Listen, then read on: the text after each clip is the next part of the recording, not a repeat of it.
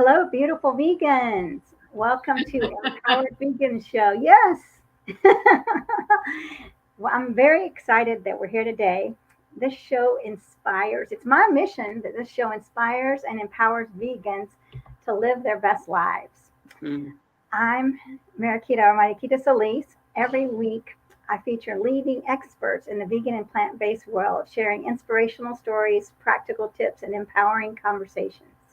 So, as a vegan empowerment coach, it's my mission to support the vegan community in living this fulfilling, joyful life while making a positive impact on the world. As a transformational coach, I also offer coaching programs to help vegans navigate challenges and create a life that aligns with their values.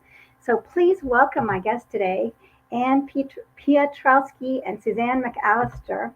They're from Conversations with a Friendly Vegan and the PAW Project. And PAW stands for a Post Animal Use World, which is so exciting. That makes my heart sing just saying that. So, welcome, Yes. ladies. I can't wait to hear more. Thank you. Thank you. Yes, and everybody that's watching, please give StreamYard permission to use your name in the comments and let us know where you're watching from. And if you have any questions, I mean, this is going to be a very healing conversation, very informative about how we can approach people on a different level that's more effective than a lot of us are struggling. We don't know how to do it, and we can do it with peace. So I'm excited to talk to these experts today. So Anne and Suzanne, let's hear your vegan stories. How did this come about? How did we go vegan, or how did we start these projects? How did we go vegan? Okay, I'll start with that.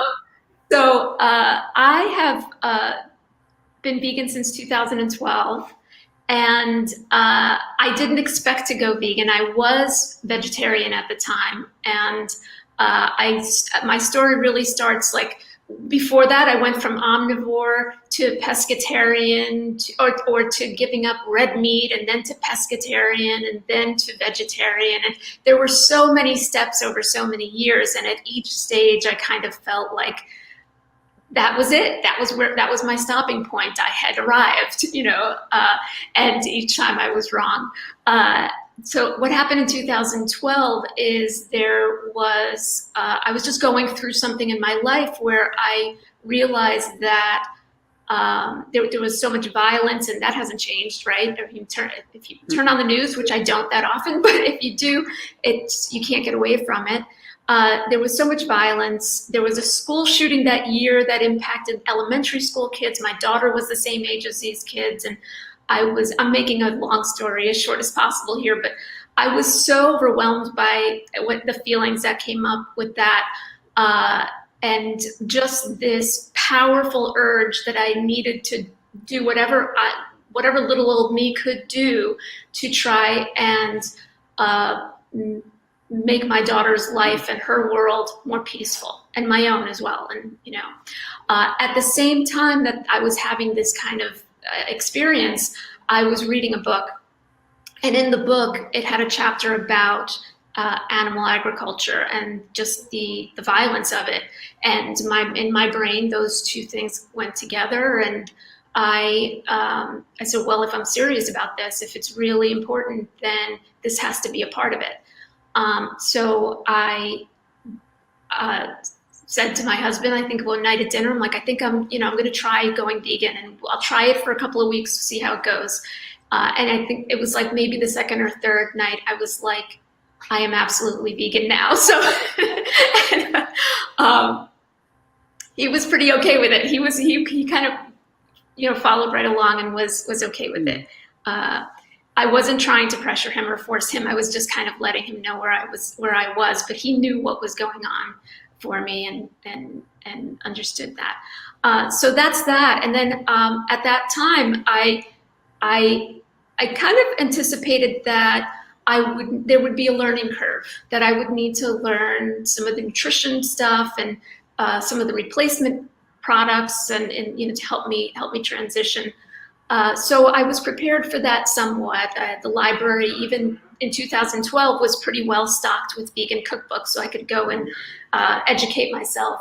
And then what I didn't anticipate was at all really was the kind of more emotional and social impact of going vegan and then going out with friends or going to family gatherings or even having any conversation about it.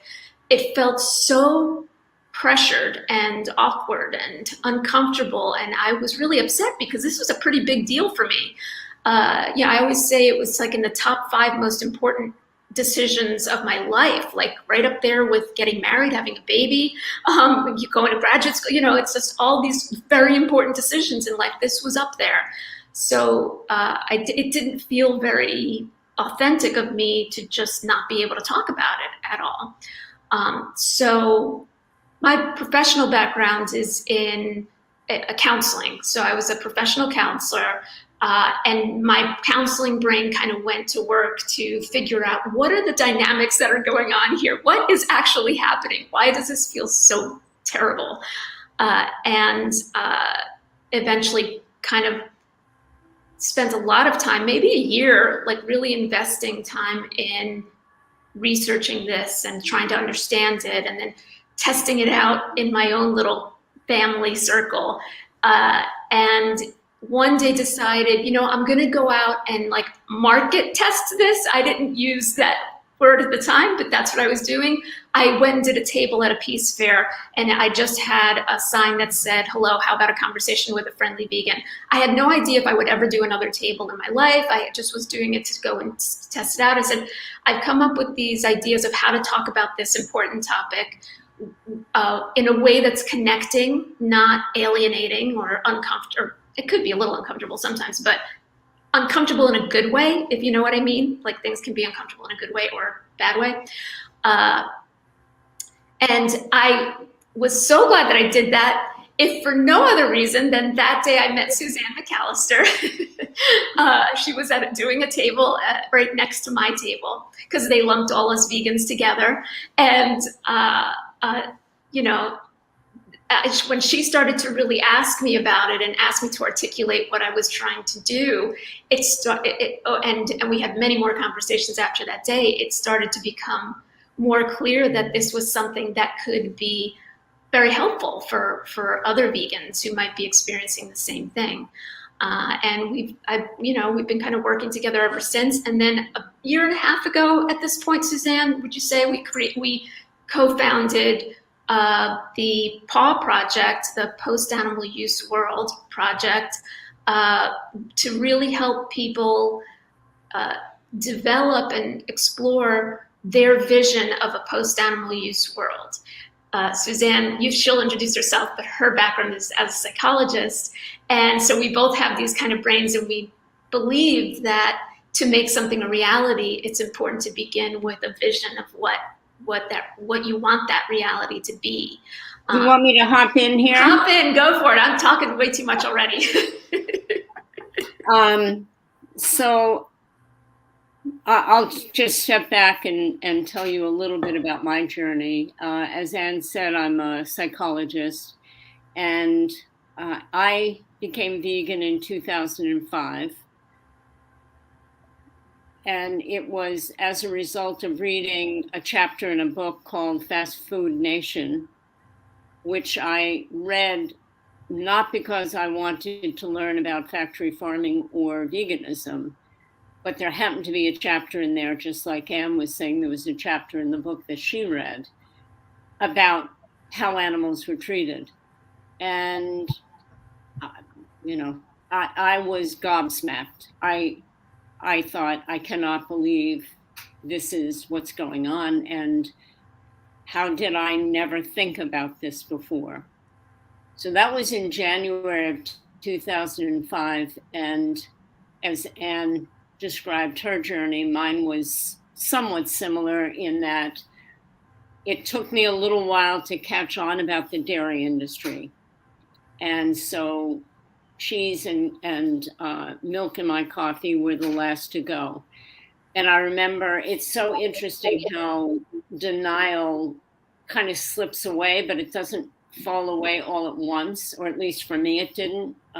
So there were these layers.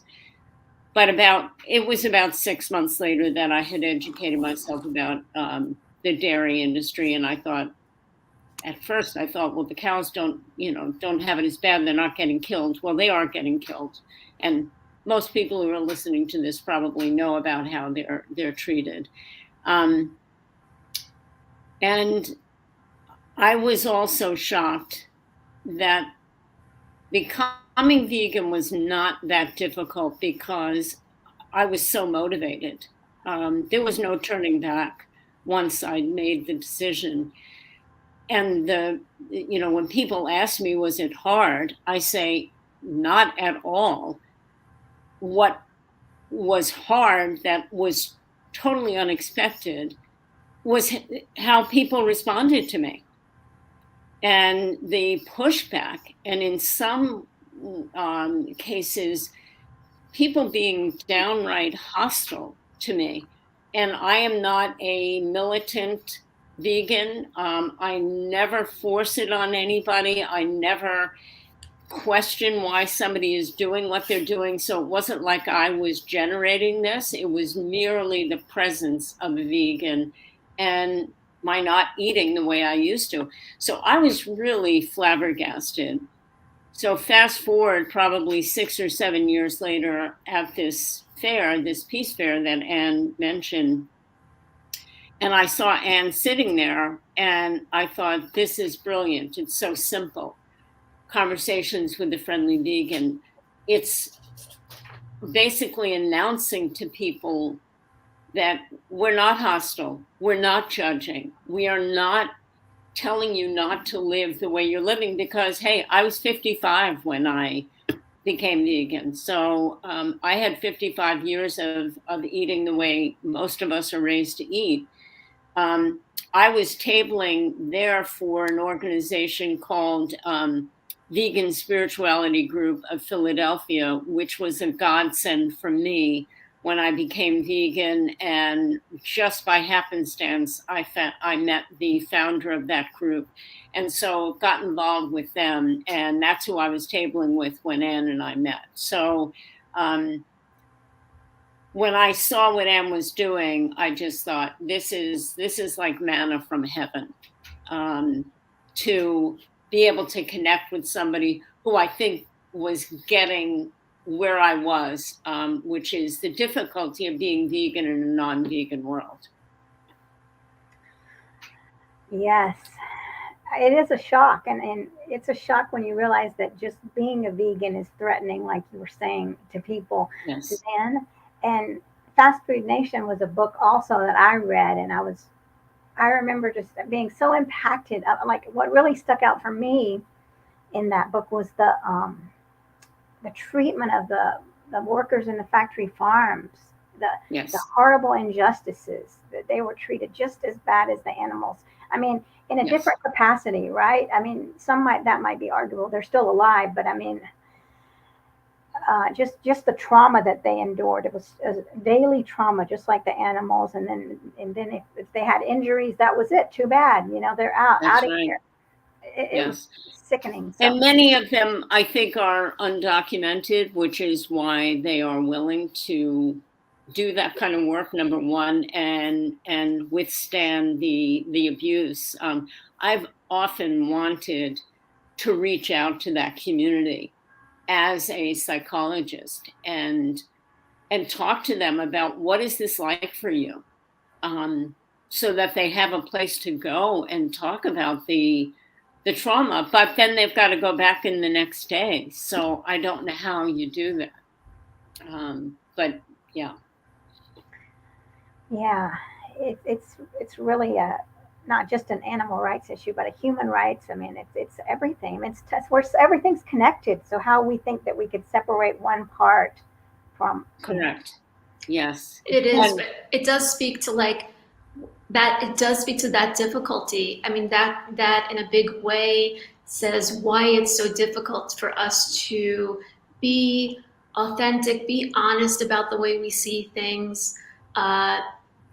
In our communities, which for most of us are still largely non-vegan, I have my vegan community and I love my vegan community, but they're not the people that I spend time with every single day, or, it's the people I'm spending time with every day are my family and my friends who are mostly not vegan.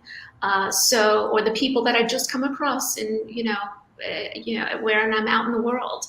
And to hold that, we're kind of bearing witness to what's happening to not just animals, but people who are in that system, and wanting so much for it to change, and feeling like there is that ethical component, that ethical mandate really for that to change. And we're trying not to obliterate the relationships in our lives, because we need people and we love these people and we don't want to do that. That's not a healthy way to go. So there is a tension there, and that's really where the work is. We're trying to support people with that. Yeah, this is such important work. So I want to hear more, but first let me get to the Claudia is here watching us, and she is working very hard, just like we all are, on communication, really upping our communication with love, and yes, it can be very frustrating. So I love that Claudia's journey is just really moving forward. I see that. It's beautiful. And she's also talking about Upton Sinclair's book, The Jungle, right? Jungle, yeah. Mm-hmm. I had to put that book down. I was reading it when I was visiting a friend in Albuquerque years ago, and I was so traumatized by reading it. He said, "Suzanne, you need to put it down." Yeah. Because I already knew, but it was so painful to read it. But an important book. Yes, very important. It's very important that we get the word out. So I would love to hear more about what's it like when you're on the table, with that, and how could, well, first I'd like to know what are the conversations like with people that come up to you, because these are people that want to hear more, and that's another thing that Angela Crawford talks about, the stages of change, like who's ready to hear more and to respect that. So these are people that are coming to you, which is beautiful. Right. And I forgot what the second thing. How could we do something similar to support you all? So I'd love to hear that. Yeah. You want to go, Suzanne? Jump in and say one thing about what you just said, Mariquita, about at least what I heard was knowing where people are. And I think Anne and I are fortunate because of our training. I spent 40 years talking to people, and there is no benefit in trying to move somebody when they are so far away. So one of the things that we do just by practice and training is you sort of know when there's an opening. And I think because of our training, I'll speak for myself, I kind of know when there's an opening. And that's when I might say something.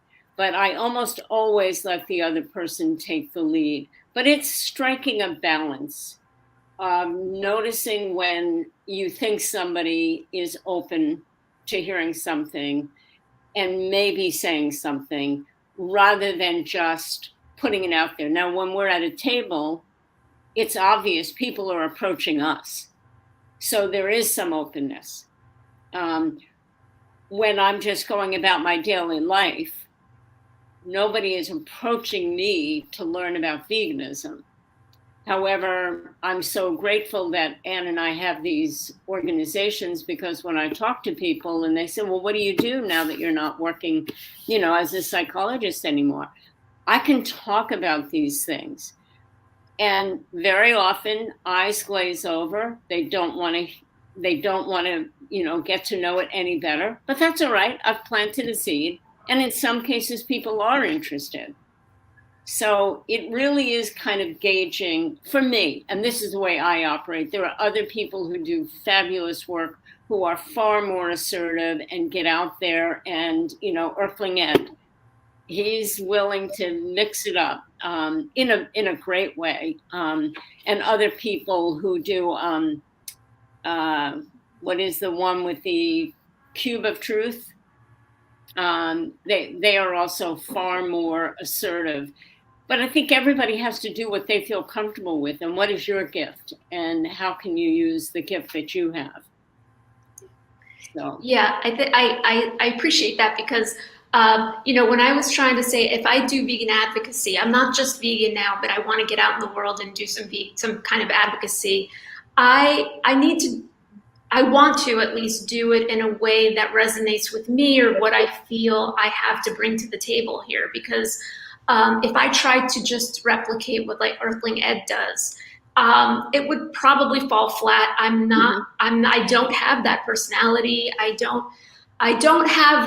Quite honestly, I don't have the brain that's going to retain all the facts and figures. I'm going to have to like break out some notebook and look at my notes, and it would just break up the whole conversation. So I'm much better at just at relaying to someone that we may see things differently, but I care about them, that I care about their well-being, that I'm not here to shame them or judge them or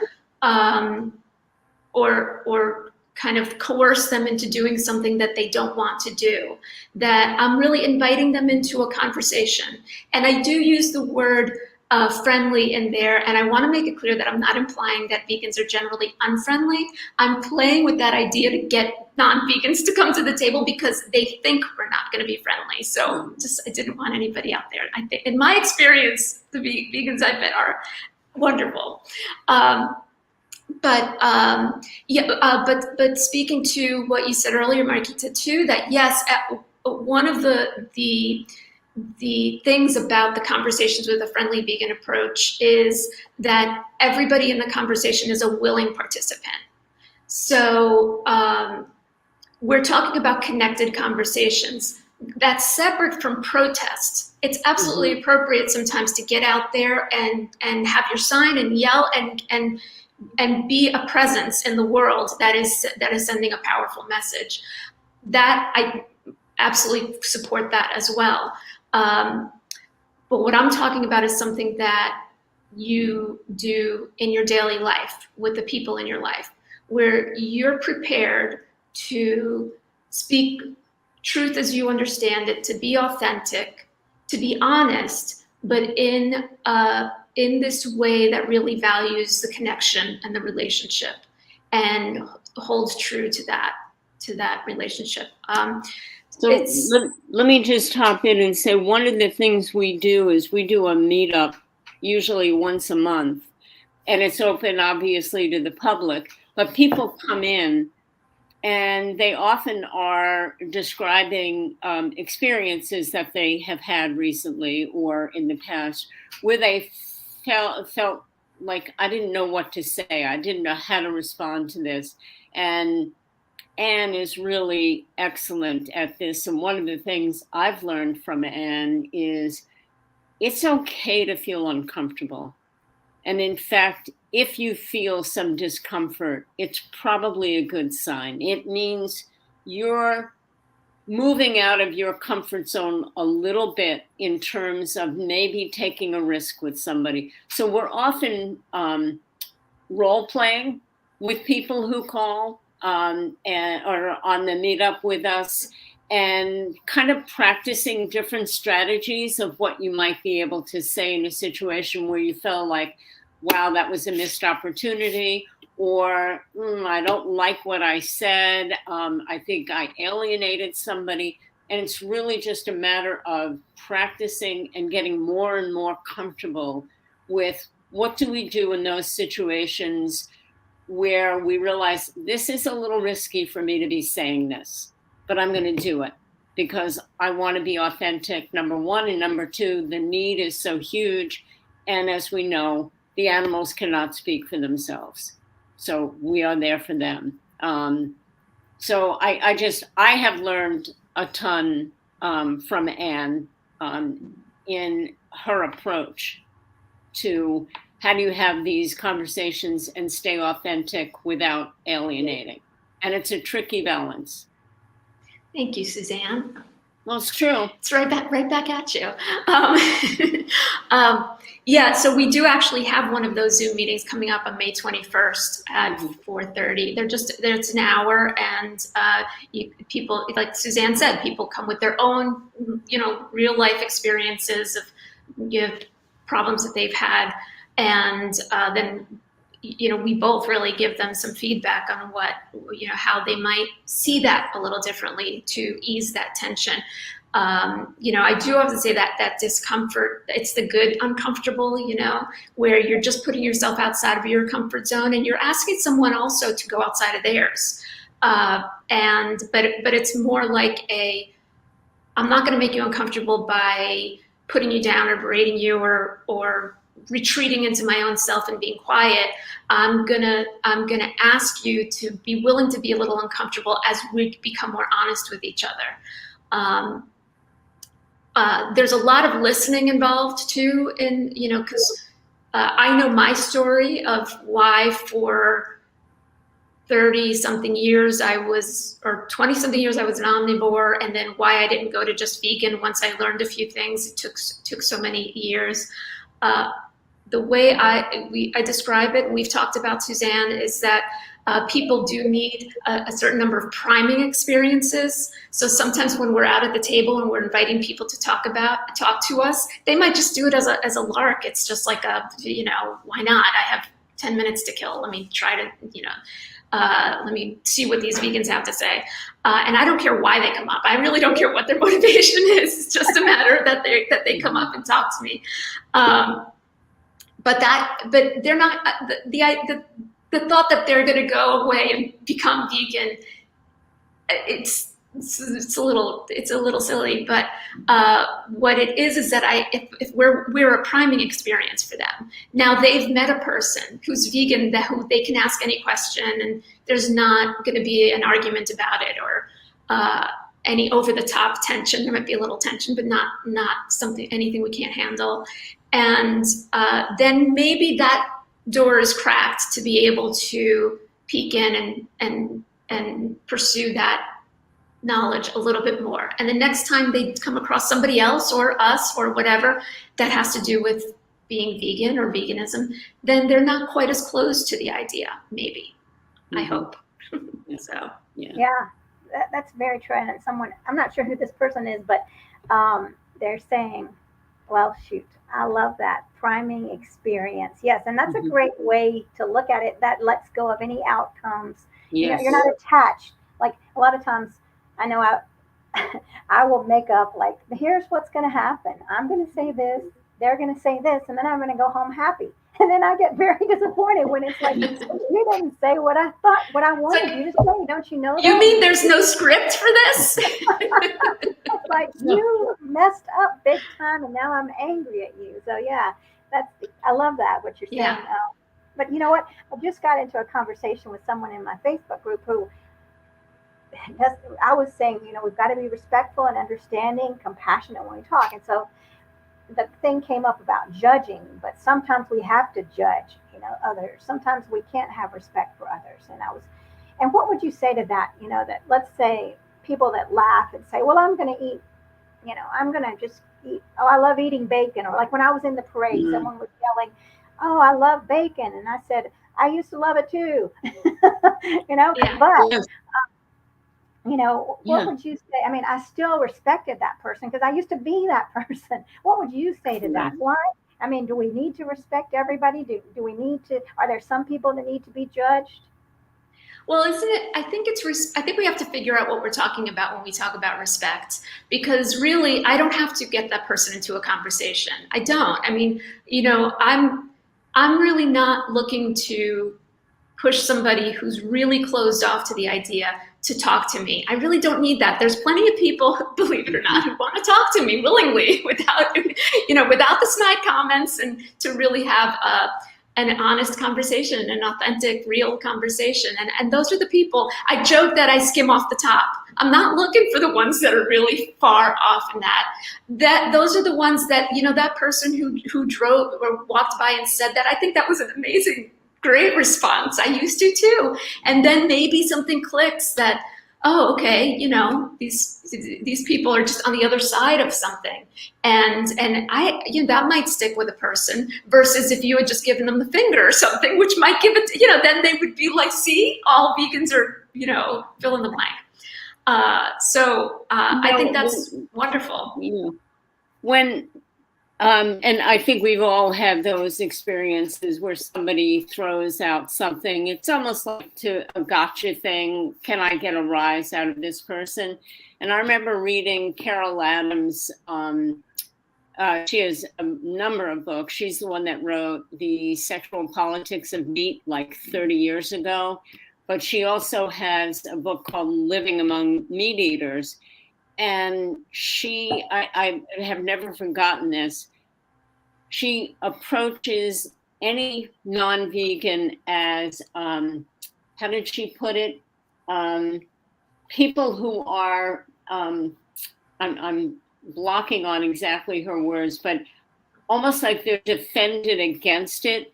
So they are, I'm having a hard time explaining this, but they're on the verge of being enlightened and they're really defended against it. And so they're uncomfortable. And so when they make that kind of a comment, it's almost like it's coming to the surface and they don't want to know. So they have to push it down, and this is their way of deflecting it. She says it a lot more efficiently and effectively than I just did, but defended is what she calls them. Yeah. So they're defended vegetarians or vegans, like they have energy going so that they don't want to know. And well, so cognitive dissonance.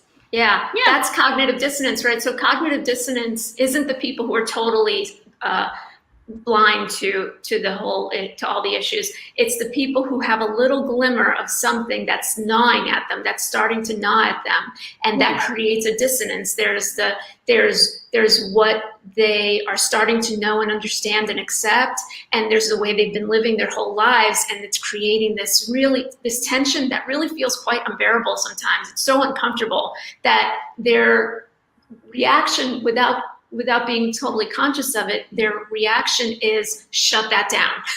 Let me go back to feeling the way it's like, you know, it's a matrix, blue pill, red pill, you know, let me go back into, you know, into the not knowing, because the not knowing is less painful and it's easier if I can just like, whatever, you know, it takes sometimes a little, a kind of something to kind of rock that world to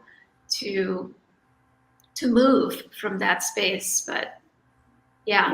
What I've done, and I think I'll speak for myself, the reason that I was so excited to start the post-animal use world then is I have really lowered my expectations, or I'll put this a different way, get excited about very small things.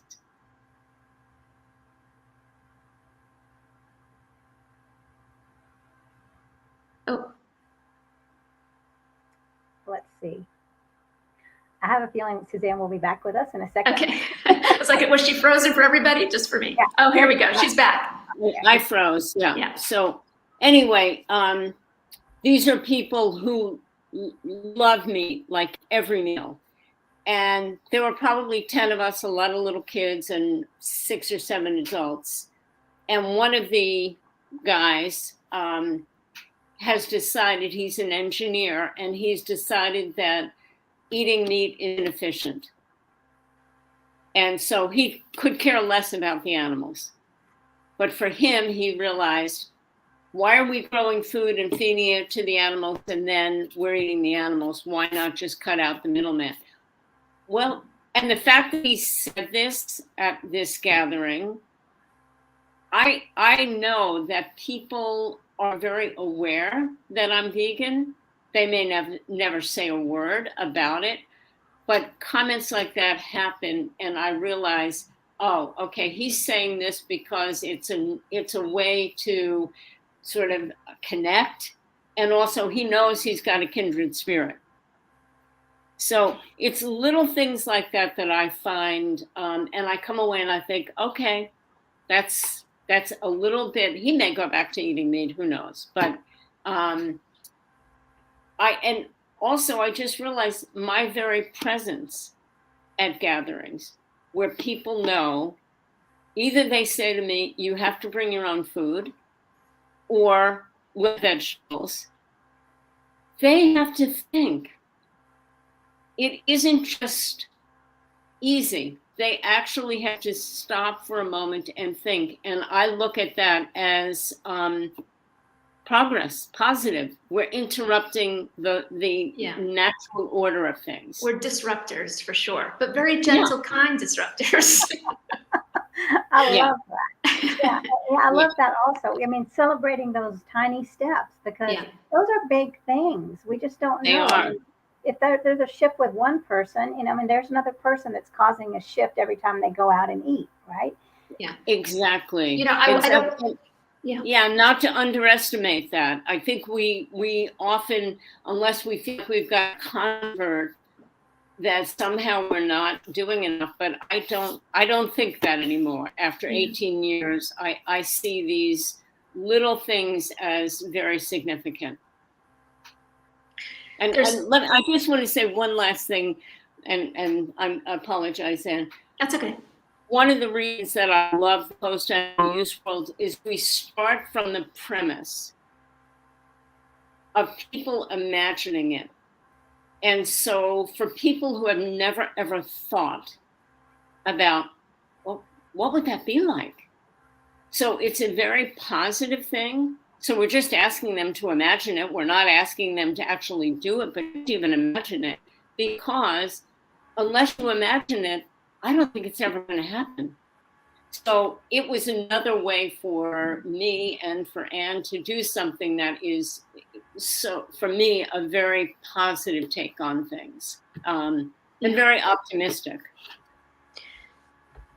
There's something that keeps coming into my head, so I figure I better say it, and that is that what I don't want to convey is that when somebody makes comments, or, even if there's this kind of undertone and you kind of get the feeling that it's kind of one of those, like, let me get this vegan riled up kind of comment, that I feel completely calm and relaxed and happy and everything's rainbows and unicorns, that's not it. I do feel the same kind of like, so one of the first things I talk about and try to help people to do, what I try to talk myself through is, something's happening inside of me. Like I'm getting really going here. And I just focus in on that. This is before I'm even speaking to the person, and I'm just kind of calmly reflecting on, where do I feel that? Do I feel like in my stomach, like my stomach's kind of clenching up? And do I feel my heart rate going up a little bit? And I start to just notice that. And that brings in a little bit of that mindfulness that I really need to be, if I'm going to respond, then I need to be able to respond, I want to set myself up to respond in a particular way. I don't really feel good going off on someone. I mean, it might feel good for like a minute, but then I always feel pretty bad afterwards. So I'm working on, I work on that, getting myself kind of in the present moment, acknowledging what I feel. And then also, Suzanne can attest to this, after I have an interaction like that's pretty intense with somebody, I'm checking in with my like-minded friends and saying like, ooh, like I'm processing, so that is part of like the self-care of advocating for veganism and being non-vegan. I mean, being vegan in a non-vegan world. Like it's that self-care part of it, acknowledging how you feel, acknowledging that it's completely okay to have these responses and feel fired up about something. And then be able to process that with somebody who gets what you're talking about. That is really healing. And it sets me up to be able to live to talk another day and to have another conversation and to address another insensitive comment, just wanted to make sure. I didn't want to forget to say that. It kept coming into my head. So. Yeah, that's very important. Acknowledging our feelings and knowing that, these feelings what these feelings are showing us is how compassionate we are, and that we are aware, that we're enlightened, and really celebrating ourselves, that we have taken a step against the norm. And it's very powerful. So yeah, that's wonderful.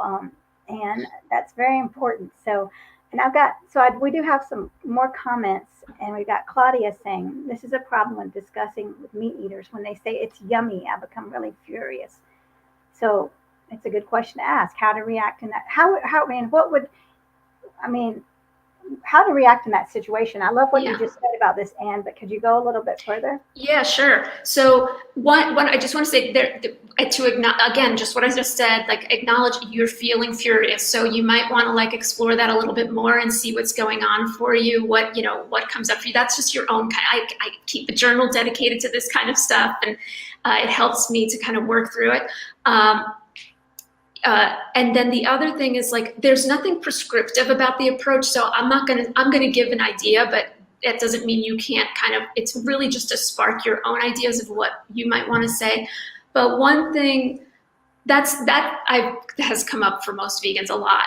And one of the things that I might say is something really heartfelt if I feel like I have the relationship with that person, to say, I used to eat the same things that you're eating.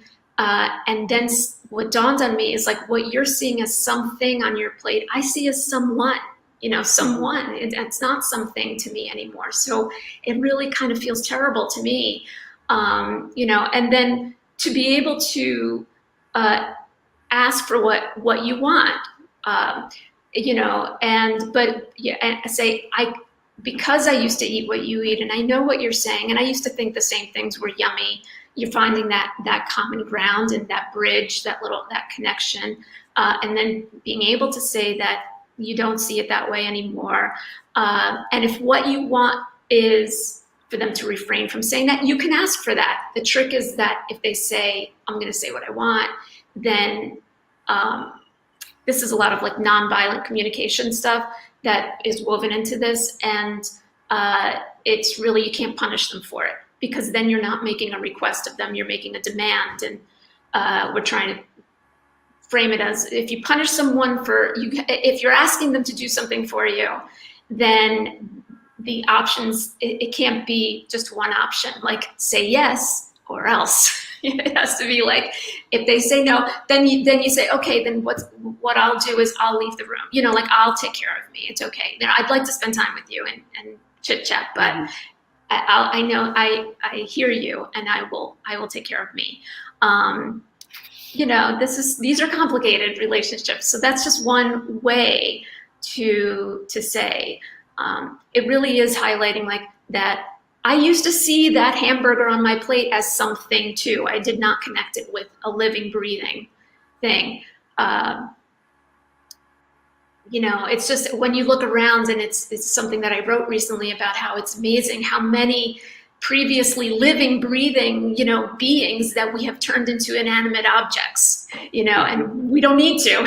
We don't need to. Why do we want to keep doing that? So, but yeah. I think it also depends on the relationship you have with that person. If it's a stranger or somebody that you rarely see, do you even want to get into it? Do you get a sense somebody is trying to just yank your chain? Or do you think somebody really is open and saying, I find this food delicious, I would have a really hard time giving it up, and is sincere? Yeah. And then you really do want to have a conversation. So I think, again, it's always kind of testing out for yourself. Where you think somebody's coming. I try as much as possible. Yeah. I'm seeing Claudia. Yeah. Yes. It's, for me, without a doubt, the hardest. And unlike Anne, I don't have a husband or a child who are vegan, where you've got your unit of support. That's why community is vital, because I don't have one family member who is vegan. Not one vegetarian, not one vegan. Yeah. Very, very hard. And they're people I love and I am going to have a relationship with. So extremely challenging. Yeah. And we talk about that a lot when we have these meetups, because I find that is, for people, the hardest group are our families, who we love. And we're going to be with them forever, unless something happens. But so, yeah. Yeah. I mean, even Earthling Ed's parents I mean, we can go down the list of greats like Earthling Ed and Claire Mann. We've got all these people that the families are not vegan, and Right. we a lot of times we think, well, something's wrong with me if I can't convert my family, but Yeah. actually, No. that's a whole different dynamic. It is. Yeah. Yeah, and you know what I mean, we all know this, right? But that all they're doing is living in a way that has been the norm forever and what has been socially acceptable forever. They're only doing what they've always been taught is the good and wholesome and right thing to do. So just, we're powerful, and I think that our compassionate connection with people can be a very, very powerful tool in helping people to see things differently.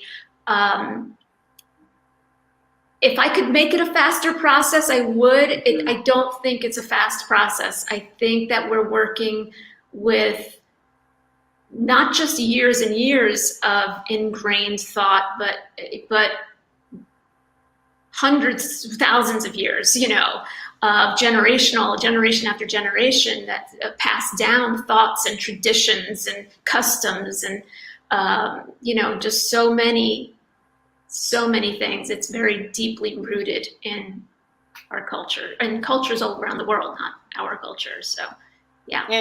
And so I think both of you have alluded to this, being kind with ourselves, that it can be lonely. We can feel like we're being excluded, that we're being judged. And it can be a challenge. So to make sure that we do, as Anne mentioned, self-care, and make sure we have our community, our go-to people, that when we've had a really rough time, to be able to pick up the phone and say, I just went to this function and it was painful. So, yeah. Very true. And Heather has a comment too. That's why I'm here. I don't have one real life friend that is vegan. It's so hard. I know. It's very, very hard. I mean, if you don't have that support, so it's really important to get on these Zoom calls. Yes. Get with a community. And if there's not one, if you don't know of one, start one, because there are people out there, just like Heather and that need us, that feel alone. So I don't know, Heather, where you live, but there's something called vegan spirituality groups. And when they say spirituality, there's no dogma, prayer, anything like that. It's more that they see veganism as a spiritual practice, which I believe it is. And they're all over the country. And feel free, I think I can put this in the chat, how to reach us, or just to reach us through the post-animal use world.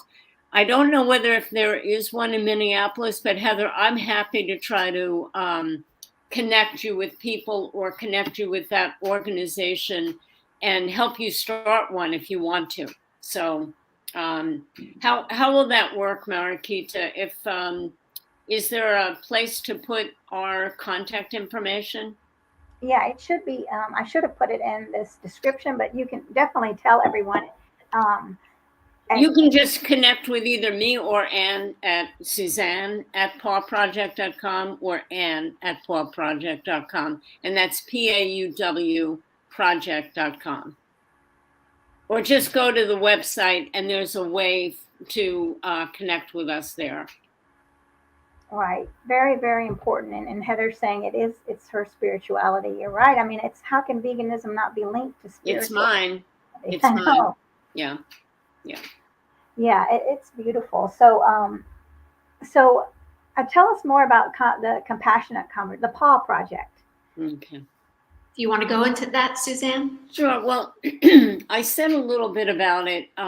We started it about 1.5 years ago, and it was an outgrowth of a book that was written by Judy Carman called Homo Ahimsa, which is a really wonderful book if you haven't read it. And both Anne and I felt very inspired by it. And part of it, she was basically saying, this is where we're headed. And it was a very optimistic view. And after reading it, Anne and I were just talking, and sometimes we don't even know how we come up with ideas. We just come up with them. And we thought, how wonderful. Why don't we start something called the Post-Animal Use World, where we started collecting people's visions. And so we would reach out to people and ask them to submit their vision. It's now grown to not just collecting visions, but what action steps are you taking to make those visions come true? We also have what we call featured visionaries. So, for example, Jean Bauer of Farm Sanctuary was our first featured visionary. So it's a way for us to introduce people to other folks who are doing compatible work. We have a page called Better Together where we feature other organizations so that we might educate somebody about an organization they didn't know about. Farm Sanctuary is very well known, but there are others that are less well known. And so we have featured visionaries. We also have the PAUW ambassadors, people who we know who are going out into the world and talking about a post-animal use world. So it's really grown and developed. And like I said, for me, it's very optimistic, because how can you not think about a post-animal use world and not feel like really happy? So it sort of balances out the not feeling so good sometimes. Anyway, do you want to add more, Anne?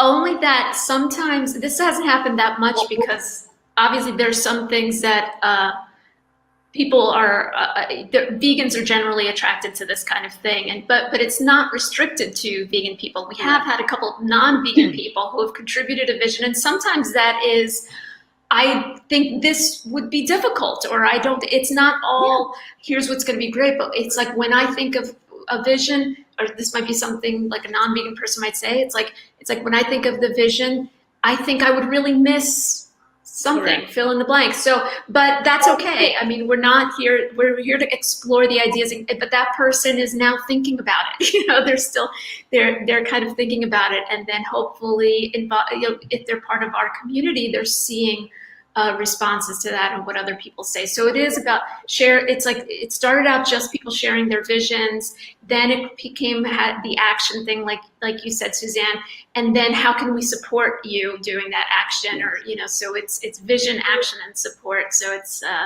it's pretty fun. So if anybody goes to like PAUWproject.com, that's PAUW, Post Animal Use World, PAUWproject.com, and subscribe. We just send out weekly newsletters, kind of updating people on what we're doing, and it is a very like positive community.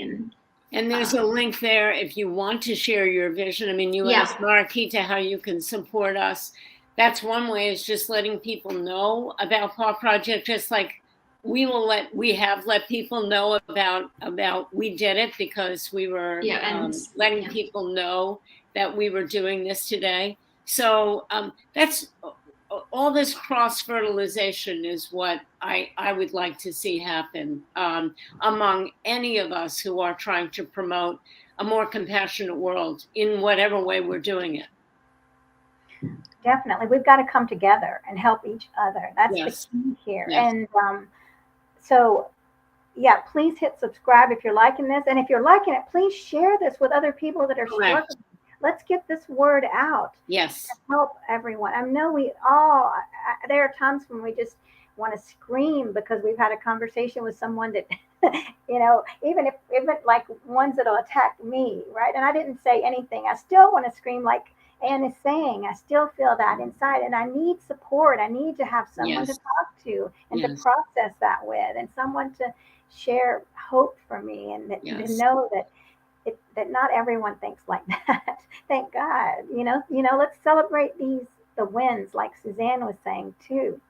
Celebrate. And I just remembered the term Carol Lanham used, blocked vegetarians. So when you see people who are, you know, being a little hostile, oh, that person is really blocked. And it takes away all the sting. It's like, oh, that poor person. they really want to be vegetarian, but they're blocked. That's So- very interesting. Sometimes it takes me a while to get there, though, to be honest. Yeah, I know. and you know, Suzanne, I have called Suzanne and we've had like an hour-long conversation, and then still, it's like many conversations. Like, oh, okay, I found empathy. Yes. I found the empathy, because it doesn't always happen for me in the moment. It No. doesn't. Sometimes it takes some time and work. It takes work for me to get to access the empathy. Often. So don't be worried if you have that experience and you're not that, Yeah. where's that empathy they were talking about? It's not happening for me. It takes time. It takes work. Yes. But also on the, so that you can subscribe, there's two separate websites. So I mentioned PAUWproject.com, but if you go to conversationswithafriendlyvegan.com, Mhm. that is also more where I write articles and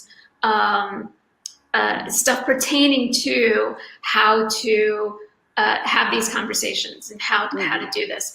And I also recently, I'm working on writing a book, but right now it's just a booklet, and I'm sharing it with everybody. So at some point it'll hopefully be something that I can sell and something for money that will support this venture of ours.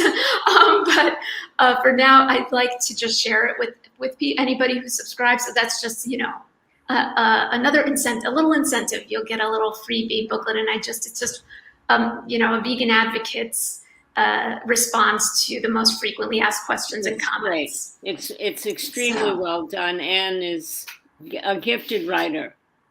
Thank you. Suzanne and I have this mutual admiration society going. I don't know if you've noticed that, but I love it. Well, but we really do work together. Like, a lot of my writing comes from like lots of conversations that we have. And, the other thing is, when you do have difficult conversations, if you do take up, one thing that helps me to process it is to write about it, and that can really help. You know, you kind of process and come up with your own responses, because you get to be more in touch with what is really hurting you, what is really the thing that's going on for you, and that the most compassionate responses come from that place. The most honest and compassionate responses come from that place. But you always, unless you do go a little bit deeper, you can always stay on that surface, which a lot of times is just frustration and anger. That's at the surface. It takes a little time to get to that deeper pain, that place where there is some pain. But it's worth it. It's worth it. That's definitely great tips. And then we're coming to the end of the hour, and we're getting some really sweet comments from Claudia. You know, thank you so much. Thank you. Claudia is so wonderful. She's doing her work and really shining her light. And Heather is saying she has to go back to work, but I hope we'll hear from you, Heather. Yeah, I hope we hear from everybody here. Yeah, she said that she followed you, Suzanne. So definitely. So please, like we said before, share the video, and tell us what time zone you're in for that meeting and where everyone can reach you. Okay. Yeah. So we're East. I guess it's Eastern Daylight Time now. EDT. Yeah. So and then meetup. But any events we have will be on the website, so that way you don't have to remember multiple things. You'll be able to link from the website, or if you subscribe, you'll get a newsletter, an announcement telling you where to go, because these things are organized via, a few different platforms. So, if you know the websites, PAUWproject.com and conversationswithafriendlyvegan.com, then that should do it.